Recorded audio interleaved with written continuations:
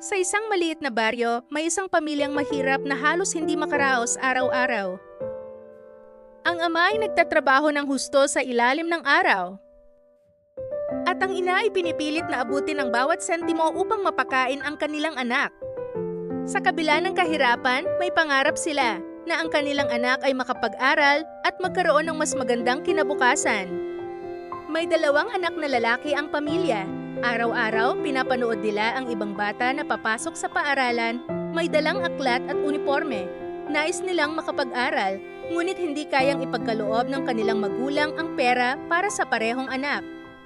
Isang araw, napagdesisyonan nilang hayaan ang kapalaran ang pumili. Naglabas sila ng barya at hiningi kung sino ang mauunang mag-aral. Nang lumapag ang barya, panalo ang panganay na anak. Ngunit sa halip na kunin ang pagkakataon para sa sarili, tumingin siya sa kanyang nakakabatang kapatid at naisip, mas nararapat siyang mag-aral muna. Kaya't pinili ng panganay na magtrabaho at suportahan ang pag-aaral ng kanyang nakababatang kapatid. Taong ang lumipas, ang nakababatang kapatid ay nag-aral ng husto at sa wakas ay nakatapos ng pag-aaral. May kasiyahan at pagdiriwang saya buong pamilya.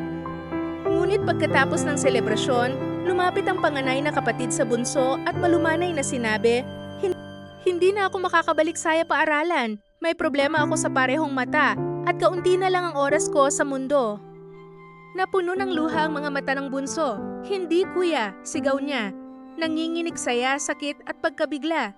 Ngunit ngumiti ang panganay, pinisil ang kamay ng bunso at sinabi, "Huwag kang malungkot. Ang makita kang nagtagumpay, iyon na ang sapat na para sa akin."